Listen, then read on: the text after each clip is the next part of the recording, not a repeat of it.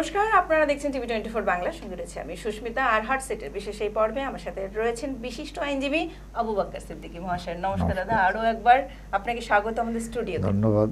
UCC, uniform civil code, ভারতীয় সংবিধানের 44 নম্বর ধারায় এই আইনের কথা বলা হয়েছে। সহজ কথায় বলা যেতে পারে যে ধর্ম, বর্ণ বা জাতি নির্বিশেষে আইন সবার জন্য এক। আসুন এ বিষয়ে বিস্তারিত কথা বলি আজকে আমাদের গেস্টের সাথে। সবার প্রথমে আমাদের দর্শকদের অবগত করে দিন যে এই ইউসিসিটি কি। দেখুন, ইউনিফর্ম সিভিল কোড মানে আমাদের দেশের যে দেওয়ানি আইন রয়েছে সেই আইনটা সমস্ত নাগরিকদের ক্ষেত্রে একই হবে। এখানে ভিন্নতা থাকবে না, এখানে বৈষম্য থাকবে না। একই দেওয়ানি আইনের মাধ্যমে আমাদের দেশ পরিচালিত হবে এবং তার সুফল কুফল যাই হোক না কেন সেটা সমস্ত নাগরিক সমানভাবে ভোগ করবেন। এটাই হচ্ছে মূল বিষয়টা। এই ইউসিসির মূল লক্ষ্যটা কি? দেখুন, এই ইউসিসি মূল লক্ষ্যের আগে আপনাকে আরেকটু আগে যেতে হবে। সেটা হচ্ছে মূল বিষয়টা হচ্ছে আমাদের সংবিধান হচ্ছে আমাদের চালিকা শক্তি। সংবিধান হচ্ছে আমাদের ভারতবর্ষের মানুষকে, সরকারকে, সমস্ত নাগরিককে পরিচালিত করবে। তারই হচ্ছে একটা টোটাল গাইডলাইন। তো আমাদের স্বাধীনতার পর আমাদের দেশের সংবিধান তৈরি হয়েছে এবং সেই সংবিধান সকলেই জানেন যে ডক্টর আম্বেদকর নেতৃত্বাধীন দীর্ঘ পরিশ্রমের ফলে এটা সর্বাঙ্গ সুন্দর একটা সংবিধান তৈরি হয়েছে। তো যখন সংবিধান তৈরি হয় তখন কোন কোন দিকে লক্ষ্য রাখা হয়েছে, মানে সমস্ত দিক দিয়ে ভাবনা চিন্তা করে দীর্ঘদিন ধরে পরীক্ষা নিরীক্ষার পর এটা কিন্তু ফাইনালাইজেশন হয়েছে। কী কী বিষয়গুলো? আমার দেশের মানুষের অধিকার, আমার দেশের মানুষের সুখ শান্তি, আমার দেশের সমৃদ্ধি কোথায় কিভাবে হতে পারে, সমস্তগুলো চিন্তা ভাবনা করে দেখা গেছে যে ভারতবর্ষ এমন একটা সুবিশাল দেশ এবং সর্ববৃহত্তম গণতান্ত্রিক দেশ সারা পৃথিবীর মধ্যে। সেখানে বিভিন্ন জাতি, ধর্ম, প্রদেশ, ভাষা, ভাষিক বিভিন্ন ধরনের ভিন্নতা রয়েছে। সংবিধানের 44 আর্টিকেলে আমি এই প্রশ্নেই মানে জিজ্ঞেস করতে ওটা হয়ে যাবে আপনার সংবিধানের 44 নম্বর যে ধারা এইটা, এগুলো বলতে গেলে প্রথম ওইটা আমাকে আসতে হবে। তো সংবিধানটা হচ্ছে মানুষের কল্যাণের জন্য, আইন যেগুলো প্রণয়ন হচ্ছে সেগুলো কিন্তু মানুষের কল্যাণের জন্যে। তো পারপাসটা হচ্ছে কি, সমস্ত কিছুর একটা উদ্দেশ্য থাকে। উদ্দেশ্য হচ্ছে জনকল্যাণ, নাগরিক কল্যাণ, নাগরিক পরিষেবা, নাগরিকের শান্তি, নাগরিকের সমৃদ্ধি, সম্মান, সমস্ত কিছু কিন্তু ওই সংবিধানের মধ্যে আছে। তো সেখানে বলা আছে যে বিভিন্ন ধরনের বিভিন্নতার মধ্যে, বৈচিত্র্যের মধ্যে যে ঐক্য, সেই ঐক্য কিন্তু ধরে রেখেছে আমাদের সংবিধান। তবে 44 আর্টিকেলে যেটা বলা আছে যে প্রয়োজন বোধে ইউনিফর্মিটি অফ ল করা যেতে পারে যদি প্রয়োজন হয় মানুষের উন্নয়নের জন্য। যদি ইউনিফর্মিটি অফ ল না থাকে, তাদের যদি কোনো রকম প্রতিবন্ধকতা সৃষ্টি হয় তাহলে সেগুলোকে অপসারণ করতে হবে। অপসারণ করার জন্যে সর্বসম্মিলিতভাবে আলোচনা সাপেক্ষে পার্লামেন্টে বিস্তরভাবে আলোচনা এবং বিভিন্ন পাবলিক ওপিনিয়ন সমস্তগুলো নিয়ে only for the welfare of the people তারা নতুন একটা ইউনিফর্ম ল চালু করতে পারেন সরকার, আইনসভা। তো সেক্ষেত্রে এটাও ঠিক বেআইনি বলবো না, এটা করার অধিকার আছে, সংবিধান অধিকার দিয়েছে। কিন্তু দেখতে হবে যে সেই ইউনিফর্মিটি আনবার জন্যে দেশের যাতে ঐক্য নষ্ট না হয়, সম্প্রীতি নষ্ট না হয়, মনক্ষুণ্ণ কেউ না হয়, কারো কোনো প্রকার বিশেষ সুবিধার থেকে বঞ্চিত না হয়, সমস্ত বিষয়গুলো দেখে সংবিধানকে ইউনিফর্ম জায়গায় নিয়ে আসতে হবে, ইউনিফর্মিটি জায়গায় নিয়ে আসতে হবে। এই যে ইউসিসি, মানে এই ইউসিসি যদি চালু করা হয় এর প্রধান চ্যালেঞ্জ কি হবে? বিষয়টা হচ্ছে দেখুন, এখানে 25-এরও বেশি % মুসলিম আছে, এবং সেখানে আদিবাসী আছে বিশাল হিউজ, হিন্দু আছে, খ্রিশ্চান আছে, জৈন আছে, বিভিন্ন ধর্মের মানুষ আছে, বিভিন্ন জায়গার কালচার আছে। তো সেগুলো বলা হচ্ছে সকলকে একটা আইন আনতে হবে। একটা যে কথাটা তারা বলছেন এখনও কিন্তু বিল আকারে অ্যাসেম্বলিতে জমা হয়নি, হলে হয়তো আমরা প্রত্যেকটা বিল ধরে ধরে বলতে পারতাম। তবে আমরা যেগুলো শুনছি, যেগুলো আলোচিত হচ্ছে, তার থেকে বলা হচ্ছে যে আইনটাকে এক করতে হবে। কিন্তু দেখুন, এটা এক হচ্ছে না। এই কারণে এক হচ্ছে না, যে ক্ষেত্রে মুসলিম ল প্রযোজ্য, যে ক্ষেত্রে সেইগুলোকে উঠিয়ে দেওয়া হচ্ছে, সেগুলোকে বলছে যে এই আইনের আওতায় নিয়ে এসো, ইউনিফর্মিটি অফ ল হবে। কিন্তু আদিবাসী বা অন্যদের কিন্তু এর আওতার মধ্যে আসছে না। তাহলে অ্যাকচুয়ালি যে যদি সত্যি সত্যি ইউনিফর্মিটি অফ ল করতে হয়, তাহলে সবাইকে এক ছাতা আনতে হবে, সেটা কিন্তু হচ্ছে না। খুব স্বাভাবিকভাবে মুসলিমদের মধ্যে যে মোহামেডান ল, সেইগুলোকে বেশি করে অ্যাটাক করা হচ্ছে। তো ওই যে বলছিলাম যে পারপাসটা কি দেখতে হবে সরকারের। পারপাস যদি হয় এটা ডেভেলপমেন্ট অফ দি পিপল, তাহলে পরে এটা ঠিক আছে। কিন্তু পারপাসটা কি? পারপাসটা হচ্ছে মুসলিমদেরকে তাদের আইন থেকে বঞ্চিত করে তাদের আইন থেকে ভারতীয় আইন নিয়ে আসতে হবে। এটাই হচ্ছে বক্তব্য তারা বলতে চাইছেন। তাদের একটা গোপন এজেন্ডা হচ্ছে আলাদা, যে মুসলিমদের কোনো আমরা বিশেষ কোনো আইন রাখবো না, বিশেষ কোনো সুবিধা রাখবো না। এটা হচ্ছে এদের কিন্তু উদ্দেশ্য। এই কারণে আমি বলছি, যেখানে যে ক্ষেত্রে ওরা পরিবর্তনের কথা ভাবছে, যেমন ধরুন প্রপার্টির ক্ষেত্রে, প্রপার্টির ক্ষেত্রে যদি আমি বলি, তাহলে এখানে ওরা বলতে চাইছেন মুসলিম মেয়েরা বঞ্চিত। কেন? সমান অধিকার নারী পুরুষ, হ্যাঁ, নারী পুরুষের সমান অধিকার, সেখানে মেয়েরা কম পাচ্ছে, অধিকার কম আছে, মানে একজন পুরুষ সমান দুজন মহিলা, এটাই বলতে চাইছেন। এখন এই জিনিসটা আপাতত আমাদের মনে হচ্ছে যে এটা ঠিকই, যে একই বাবার সন্তান, একটি স্ত্রী, একটি পুরুষ, একটি স্ত্রী, তাই তো? তাহলে দুরকম হবে কেন? কথার মধ্যে কোনো রকম ভুল নেই। কিন্তু কথা হচ্ছে যে জনগণের ইচ্ছা আকাঙ্ক্ষা, জনগণের প্রয়োজন, সেগুলো কিন্তু চিন্তা করতে হবে। কোনো মহিলা তারা আপত্তি করেনি, মিছিল করেনি, মিটিং করেনি, ক্ষোভ প্রকাশ করেনি, দাবি করেনি যে আমরা মুসলিম মেয়েরা কেন কম পাব। নাম্বার 1। নাম্বার 2 হচ্ছে যে এই যে বিয়ের ক্ষেত্রে বলছে যে একটা মুসলিম 4 জন বিয়ে করবে কেন, হিন্দু আইনে তো একটাই করা যাবে।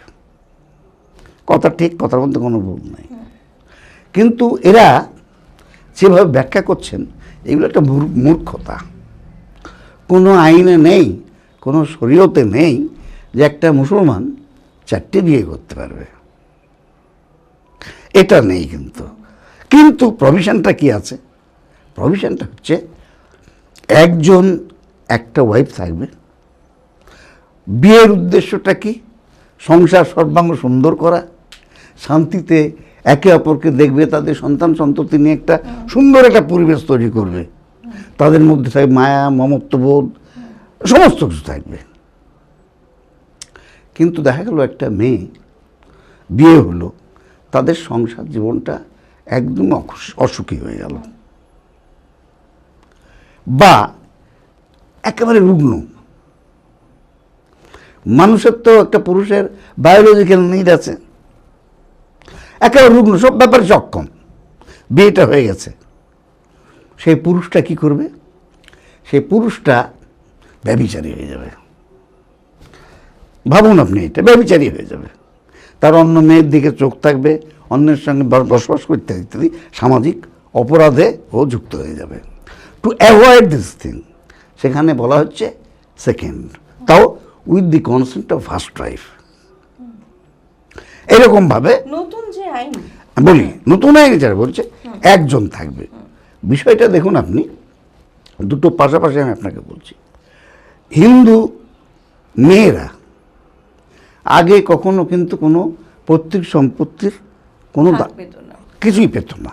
এবং এইটা নিয়ে আমাদের দেশের বহু যারা সমাজ সংস্কারক, হিন্দু শিক্ষিত বুদ্ধিমান, তারা আলোচনা সাপেক্ষে তাদেরকে একটা বিশাল অধিকার দিয়েছে। ওদের একদম অধিকার ছিল না, অধিকার দিয়েছে এবং তাদের প্রয়োজন ছিল। কিন্তু মুসলিমের ক্ষেত্রে কিন্তু সেইটা নেই, ওরা পাচ্ছে। অন্য দিক দিয়ে একটা সমতা আসছে যে একটা মহিলা সে বাপের বাড়ির একটা অংশ পাচ্ছে, স্বামীর কাছ থেকে পাচ্ছে অংশ। তখনকার যখন তৈরি হয়েছে তার এই চিন্তাধারা ছিল। আর কি সেটা হচ্ছে যে যদি দুই দিক থেকে মেয়েটি অনেক সম্পত্তি পায়, তাহলে মেয়েটি খুব বড় লোক হয়ে যাবে, আর এই ছেলেটি হয়তো অর্থহীন হয়ে যাবে, ভাই এবং বোনের মধ্যে সম্প্রীতি নষ্ট হতে পারে, তারপরে সমতা রক্ষা হবে না, ইত্যাদি নানা রকম চিন্তা ভাবনা করে এই আইনগুলো করা হয়েছিল। তো আজকের দিনে এই যে সম্পত্তির বিষয় যেটা বলছি, সেটা কি খুবই জরুরি ছিল? খুবই জরুরি ছিল? এটা কিন্তু জরুরি নয়। আবার এই যে বিয়ের ব্যাপারটা, যেখানে টু অ্যাভয়েড সোশ্যাল ক্রাইম এই সিস্টেমগুলো করা আছে, সেটাকে ইমিডিয়েট ওটাকে অপারেট করার দরকার আছে। হ্যাঁ, আমার আঙ্গুল যদি একটা কেটে যায়, পছন্দ ধরে যায়, ইমিডিয়েট আমাকে কেটে দিতে হবে। এটা কি বিষয়টা কি তাই? বিষয়টা তা নয়। তাহলে জরুরি প্রয়োজন থাকতে পারে মানুষের মধ্যে মানুষের, নাগরিকের মধ্যে নাগরিকের, দেশের সরকার এগুলো অবশ্যই দেখবেন। কিন্তু কোনটা ইমিডিয়েট কোনটা ইমিডিয়েট নয় সেটা দেখতে হবে। হিন্দু মেয়েরা কোনো অংশ পেত না স্বর্ণ সম্পত্তির, তারা পেত না, তাদেরকে দেওয়া হয়েছে আইন করে, রাইট? কিন্তু এরা পাচ্ছে। এই মুহূর্তে কি আজকে এই জিনিসটা কোনো প্রয়োজন ছিল না? কেন কোনো বিক্ষোভ মেয়েরা করেনি, কিন্তু ইসলামী লটাকে মেনে নিয়েছে। তো তাহলে যদি জোর করে একটা মানুষ যেটা চাইছে না আমার উপর যদি ঝাঁপিয়ে দেয়, এবং আমাকে যদি হিন্দু মুসলমান বিভেদটা চিন্তাধারার দিকে ঠেলে দেয়, তাহলে আমার দেশের সম্প্রীতি নষ্ট হবে না? হবে না। এইটাই বলছি আপনাকে। 44 আর্টিকেল 44 যেটা বলা আছে যে দেশের ঐক্য যাতে নষ্ট না হয়, দেশের সম্প্রীতি নষ্ট না হয়, দেশের ডেভেলপমেন্ট যদি নষ্ট না হয়, তাহলে অবশ্যই ইউনিফর্মিটি অফ ল হওয়া প্রয়োজন আছে। এক্ষেত্রে আজকের দিনে দাঁড়িয়ে দেখা যাচ্ছে একেবারে আসল যেটাকে বলে আসল ইমিডিয়েট এটা করতে হবে, সেরকম কোনো প্রয়োজনীয়তা নেই। আরেকটা জিনিস হচ্ছে যেটা যে বিয়ের ব্যাপারে যেটা বলছেন, এই যে অনেকে বলে যে তালাক সিস্টেম আছে মুসলমানদের মধ্যে, এটা খুব বাজে জিনিস, অমুক তমুক। বাজে বা ভালো, দেখুন, আমরা যদি কোরআনিক লয়ের কথা বলি তাহলে বলতে হবে যে আমাদের যিনি পরম সৃষ্টিকর্তা আল্লাহ তাআলা, তিনি সব থেকে ঘৃণ্য কাজ মনে করেন তালাক দেওয়াটা। কিন্তু প্রয়োজনে মেনে নিয়েছেন যে বিশেষ বিশেষ ক্ষেত্রে 4টে জায়গা আছে, গ্রাউন্ড আছে, সেই গ্রাউন্ডের মধ্যে পড়ে গেলে তালাকটাকে মানিয়ে নেওয়া হয়েছে। সেই জিনিসই কিন্তু হিন্দু আইনে সেইটাকে অনুকরণ করা হয়েছে। তাহলে ওই সময় যদি দেখা যায় যে এটা কানা খোড়া ল্যাংলা লুলোর সঙ্গে একজনের সক্ষম ব্যক্তির সঙ্গে বিয়ে হয়েছে, বিশেষ করে হিন্দু আইনটাতে তো অন্যরকম, সেটা হচ্ছে সম্প্রদান, জানেন, মানে মেয়েদের কোনো অধিকার নেই কিছু বলার। বাবা মা যাকে সম্প্রদান করে দেবেন, সমর্পণ করে দেবেন, তাকে নিতে হবে এবং সেটা তার প্রপার্টি। তো সেই ক্ষেত্রে দেখা গেল ওদের মনের মিল হলো না, একে অপর পছন্দ হলো না, আবার ডিভোর্সও নাই। কী করতে হবে ওকে? তাহলে পরে ওয়াইফ যদি মনে করে স্বামীটা অক্ষম, ওকে আমি খুন করে দেবো, সামাজিক অপরাধ প্রবণতা বাড়বে কিনা, অথবা ভাইস ভার্সা। তো টু অ্যাভয়েড দ্যাট এই নতুন বিবাহ বিচ্ছেদের আইন, বিবাহ বিচ্ছেদ আইন যেমন মুসলমান আছে সেখানেও আনা হয়েছে, যথার্থভাবে আনা হয়েছে, ওর প্রয়োজন ছিল। যাই হোক, এখন যে বিষয়টা যেটা হচ্ছে যে তাহলে এই আইনগুলো কেন আনা হচ্ছে? ইউসিসি হলে কি হবে? ইউসিসি যদি হয়, ইউসিসি হলে পরে মৌলিক কোনো মানুষের জীবনের কোনো পরিবর্তন কিছু হবে না, ক্ষতিও হবে না, লাভও হবে না। এটা তো নয় যে মুসলমানের হক 4টে বিয়ে করা, এই আইন হয়ে গেলে আমি 4টে বিয়ে করতে পারবো না। আমি আপনাকে বললাম তো 4টে বিয়ে করার হক নাই। একজন ওয়াইফ, একজন হাজব্যান্ড, তার ওয়াইফ একটাই। কাজেই যদি আর 3টের অধিকার না পায় তাহলে কোনো ক্ষতি কিছু মুসলমানদের নেই। কিন্তু আর একটা দিক দিয়ে আপনাকে যেটা বললাম, মনে করুন আমি একটা বিয়ে করলাম, সেই ওয়াইফের সঙ্গে আমার মিলল না, কোনো কিছু হলো না, তাকে স্ত্রীর মর্যাদা দিয়ে যদি রাখি আমি এবং তার আর একটা বিয়ে করি, তাহলে কি হবে? তাহলে ওই যে আমার যদি এই সিস্টেমটা না থাকে, তাহলে ওই বউকে আমি খুন করে ফেলবো, যে কোনোভাবেই হোক, কায়দা কৌশল করে। এই প্রসঙ্গে আসছি, যেমন হিন্দু আইনে মনে করুন না হাজব্যান্ড ওয়াইফের মধ্যে মনের মিল হলো না, সেক্ষেত্রে যেমন আইনে রয়েছে ডিভোর্স। এটাও তাই, মুসলমান তাই। হ্যাঁ, তো ডিভোর্স সাধারণত যেটা দেখা যায় যে হিন্দু একটা বিয়ের মধ্যে একজন ওয়াইফ থাকাকালীন আরেকটি বিবাহ যেটা আমাদের করতে পারবে না, লয়ের মধ্যে পড়ছে না, ঠিক আছে, মানে তাকে রীতিমতো অপরাধী মেনে তাকে দণ্ড দেওয়া হয়। মুসলিমের ক্ষেত্রে নতুন আইন যেটা বলছে যে সেম প্রয়োগ করা হবে যদি তোমার বর্তমান স্ত্রীর সাথে তোমার কোনো রকমের জটিলতা সৃষ্টি হয়, কোনো রকমের মনের মিল না হয়, তোমাকে আগে সেই স্ত্রীকে তালাক দিতে হবে, তারপরে তুমি যেমন হিন্দি রীতি বলছি তো আমি, এটাতে কোনো ক্ষতি কিছু নেই। কিন্তু ক্ষতিটা হচ্ছে এই যে ধরুন আমার একজন ওয়াইফকে বিয়ে করলাম, তার অন্য কোনো দোষ নেই, শুধুমাত্র তার যে মানে কি বলবো শারীরিক মানসিক অক্ষমতা আছে। তো আমি ভালো দিক খারাপ দিকের কথা বলছি, আমি কোনোটা লাভ ক্ষতির প্রশ্ন আসছে না, তাহলে আমি ওকে তালাক দিয়ে দিলাম, তাই তো? তাহলে আমার স্ত্রীর মর্যাদাও হারিয়ে ফেললো, তাকে অন্য কেউ গ্রহণ করবে কি আবার তাকে অন্য কেউ তার কি পরিস্থিতি হবে, সেগুলো ভাবনার বিষয় আছে। কাজে সব জিনিসের খারাপ দিক ভালো দিক গোটা জিনিসটা আছে, কিন্তু এতগুলো ভাবনার মধ্যে দিয়ে এই মুহূর্তে তড়িঘড়ি করে ইউনিফর্মিটি অফ সিভিল কোড, এই চিন্তা ভাবনাটা আমার মনে হয় দুটো কারণে। একটা হচ্ছে যে সংখ্যালঘু সম্প্রদায়ের বিরুদ্ধে একটা কিছু করতে হবে। কেন করতে হবে সেটা আপনিও জানেন, আমিও জানি। ভোটের রাজনীতি, এখন তো আর ভোট ছাড়া কোনো কিছু নেই। তো মানুষকে আমার ডেভেলপমেন্ট দরকার, আমি আমার চাকরি দিতে পারছি না, আমি অন্য সংস্থানের ব্যবস্থা দিতে পারছি না, শিক্ষা দিতে পারছি না, স্বাস্থ্যের সুযোগ দিতে পারছি না, তাহলে পরে মানুষ তো বিদ্রোহ করে বিরক্ত হবে, বিক্ষোভ দেখাবে। সেই বিক্ষোভের হাত থেকে বাঁচবার জন্যে, মানুষকে একটু সাইড করার জন্যে আশু অস্ত্র হিসেবে ওরা সিভিল কোড নিয়ে একটা আন্দোলন করছেন। অন্য কোনো এর মধ্যে কোনো যৌক্তিকতা কোনো কারণ নেই। আমি বলছি তো, এটা করলে মুসলমানের ক্ষতি নাই, ও হিন্দুরও কোনো ক্ষতি নাই। মুসলমান পরিবর্তন হয়েই এই আইনের প্রয়োজনীয়তাটা ঠিক কতটা ছিল? এই মুহূর্তে কোনো প্রয়োজনীয়তাই ছিল না। এইটাকে আরো বিভিন্ন মহলে, বিভিন্ন বার কাউন্সিলস, ল প্রতিষ্ঠান, বিভিন্ন শিক্ষিত মানুষ, তাদের মধ্যে একটা আলোচনার মধ্যে রেখে সর্বসম্মতভাবে আলোচনা করে যদি একটা কিছু করতেন, নিশ্চয়ই একটা ভালো ফল হতো। বর্তমানে কেন্দ্র রাজ্য দুটো সরকারই, বিজেপি সরকার একটা হিন্দুত্ব সরকার গঠন করার প্রয়াসে রয়েছে। এটা কি সেই প্রয়াসকে নিশ্চিত করার একটা রাস্তা? নিশ্চিত করা মানে কি শুধু নিশ্চিত না, এটাকে টিকিয়ে রাখার একটা রাস্তা। তা না হলে যে কথা আপনাকে বলছিলাম, দেখুন যে ইউনিফর্মিটি ল, সিভিল ল, সেক্ষেত্রে কিন্তু বাদ যাচ্ছে আদিবাসীরা, ওরাও তো ইন্ডিয়ান, তো ওখানে আমি হাত দেবো না কেন? গোটা বিষয়টাই হচ্ছে এরা, এই সরকার মানুষকে, এদের কোনো নীতি নেই, এদের কোনো চলার রাস্তা নেই, এরা সাম্প্রদায়িক জিগির তুলে মানুষ কাছে এসছে।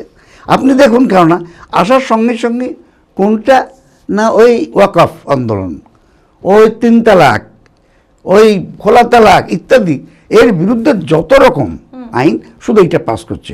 দেশে কি আর অন্য কোনো কিছু নাই?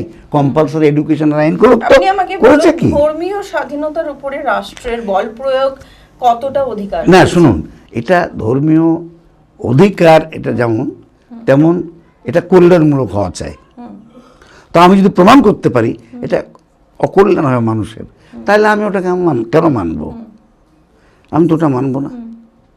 কিন্তু অকল্যাণ যদি না হয়, তাহলে এটা নিছকই একটা পরশ্রী কাতরতা, একটা অন্য ধর্মের প্রতি বিদ্বেষ পোষণ করার জন্য যদি আমি করি, দ্যাট ইজ রং। এবং সেটা যেটা হতে চলেছে আমার মনে হয় সেইটাই এখন। ভারতে বর্তমানে ইউসিসি এর বর্তমান অবস্থা কি আছে? বর্তমান অবস্থা বললাম যে আপনাকে, এখন তো বিল ওরা জমা দেয়নি, বিল জমা দেবে এবং ওরা একটা কমিটি গঠন করেছে, তারা এটা নিয়ে আলোচনা করবে, তারপরে বিল আকারে অ্যাসেম্বলিতে পেশ করবে, তখন বোঝা যাবে জিনিসটা। এখন তো পরিপূর্ণভাবে আমাদের সামনে কিছু আসে। এটা যদি পরিপূর্ণ হয়ে ওঠে, একজন পারিবারিক বা ব্যক্তিগত আইনের উপরে এর প্রভাব কতটা পড়তে পারে? বললাম আপনাকে, দেশের ঐক্য বিনষ্ট হতে পারে, দেশের সম্প্রীতি বিনষ্ট হতে পারে, দেশপ্রেমে ব্যাঘাত সৃষ্টি হতে পারে, খারাপ দিকে এগুলো। আবার যদি মনে করে না যা হবে তাই আর সবাই মেনে নেব, আর কিছুই হবে না। আচ্ছা, আমাকে একটা কথা বলুন যে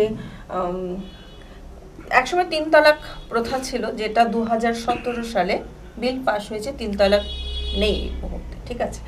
সেখানে অনেক এরকম মহিলারা রয়েছেন, তালাক হওয়ার পর তারা এখনো পর্যন্ত তাদের যে খোরপোরশটা সেটা ঠিকঠাক করে পাচ্ছেন না। কিছু জায়গায় দাবি এই রয়েছে। এই আইন যদি পাস হয়, সেই মুসলিম মহিলাদের কি তারা কি উপকৃত হবে? এই আইনে কোনো দরকার নেই। অলরেডি সেখানে আপনার ক্রিমিনাল প্রসিডিউর কোড আছে, সেখানে মেয়েদের মেনটেন্যান্স থেকে শুরু করে সমস্ত সুযোগ সুবিধা। আপনি যেমন বললেন, এই আইন যদি পাস হয়ে থাকে, হিন্দু মহিলারা যেমন আগে তাদের সম্পত্তির কোনো ভাগ ছিল না, তারা লাভবান হয়েছেন তারা, এবং দ্যাটস রাইট। মুসলিম মহিলারা কিভাবে উপকৃত হবেন আরো এই আইনে ওরা যেটা বলতে চাইছেন, যেখানে 2 বোন সমান 1 ভাই, মানে একটা ভাই আর বোনে, ভাই পাবে ডবল আর অর্ধেক পাবে বোন, ওই প্রপার্টিটা লাভবান হবে। আর বিবাহ বিচ্ছেদের পর, মানে তালাক হওয়ার পরে, সেই মহিলাদের কি কি অধিকার থেকে যাবে? সমস্ত অধিকারই থাকছে, যা যা পাওয়ার দেন মুহূর্ত থেকে শুরু করে মেনটেনেন্স সমস্ত কিছু অধিকার থাকছে। মানে মুসলিম নিকাহ যখন হয় তখন তো তাদের একটা মুসলিম ম্যারেজটা হচ্ছে কন্ট্রাক্ট ম্যারেজ, সেই সময় যেটা মেনশন করা থাকে সেটুকু পাচ্ছে। এর পাশাপাশি এই আইন হওয়াতে স্বামীর সম্পত্তি কখনোই পাবেন না, হিন্দুরাও পায় না। আমি এক্স্যাক্টলি এইটাই জানতে চাইছি, সেটা কি সমস্তটাই ওই মনে করুন ফাইটিং এর এগেইনস্টে দাবি দেওয়ার? যদি শুনুন, ওয়াইফের স্ট্যাটাস না থাকলে পরে সে হিন্দু বলুন মুসলিম বলুন, কোনো আইনে হাজবেন্ডের প্রপার্টি পাবে না, কোনো আইনই পাবে না। আপনি বলুন, এই যে ইউসিসি, এই ইউসিসির বর্তমানে বিরোধী কারা? দেখুন, এখন বর্তমানে বিরোধী কারা বিরোধী নয়, এটা তো বিভিন্ন আলোচনা স্তরে দেয়নি। এর আগে গভর্নমেন্ট অটল বিহারীজির আমলেও কিন্তু এটা বিভিন্ন জায়গায় আলোচনার জন্য বিভিন্ন বার কাউন্সিল, ল প্রতিষ্ঠান, সমস্ত জায়গায় এরা সিম্পোজিয়াম করেছিল, কিন্তু তার আকার নেয়নি। আজকে এরা কিন্তু সেই সুযোগটা কাউকে দেয়নি। আমাদের দেশে গুজরাট আর উত্তরাখণ্ড এমন দুটো জায়গা রয়েছে, সে যেই জায়গায় এই দুটো ইউসিসি আইন কিন্তু পাশ হয়ে রয়েছে এই মুহূর্তে, তাই তো? পশ্চিমবঙ্গকে এই মুহূর্তে সেই আওতায় কেন আনার চেষ্টা করা হচ্ছে? একটি পলিটিক্যালিজম পাওয়ারে থাকা, এগুলো কি সব প্রিপ্ল্যান ছিল? যদি অবশ্যই এই রাজ্য যদি বিজেপির আন্ডারে চলে যায়, অবশ্যই সেটাকে হিন্দু রাজ্য বলে ঘোষণা করার, হিন্দু রাজ্য সে প্রতিষ্ঠার ব্যাপারটা বহু আরো পরেই, তার এগুলো পদক্ষেপ। এবং এটা হচ্ছে কি, যে ভোট পাওয়ার, ক্ষমতায় টিকে থাকা, মানুষকে বিভ্রান্ত করে ক্ষমতায় টিকে থাকা, যদি তা না হতো, আমার কথা হচ্ছে যদি সরকার পরিবর্তন প্রয়োজন ছিল অবশ্যই, তো সরকার পরিবর্তন হবে উন্নয়নের ভিত্তিতে। তোর আগে সঙ্গে সঙ্গে কম্পালসারি এডুকেশন কম্পালসারি করলো না কেন? ফ্রি এডুকেশন, আপনার বক্তব্য অনুযায়ী কম্পালসারি যেগুলো হওয়া উচিত ছিল, ইমিডিয়েট যেটা health department update, health, education, তারপরে আপনার কর্মসংস্থান, যাত্রাপথ, সব এই সমস্তগুলো আগে আপডেট হওয়া উচিত ছিল, এবং পরবর্তীতে যদি কোনো কিছুর প্রয়োজনীয়তা বোধ হতো অবশ্যই করতে, সেই ক্ষেত্রে অবশ্যই। অনেক ধন্যবাদ আপনাকে। এই যে নতুন সংস্করণ হওয়ার পথে ইউসিসি আপডেশন, সেই নিয়ে মানুষের মধ্যে বিভ্রান্তি তৈরি হয়েছে, অনেকেই অনেক কিছু বুঝতে চাইছিলেন না।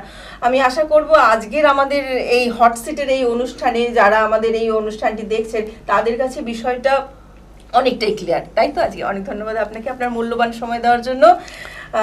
পরবর্তী অন্য কোনো বিষয় নিয়ে এরকমই আপনাদের সামনে আমরা তুলে ধরার চেষ্টা করব। সঙ্গে থাকুন টিভি 24 বাংলার পর্দায় সেই সমস্ত আপডেটের জন্য। নমস্কার। নমস্কার।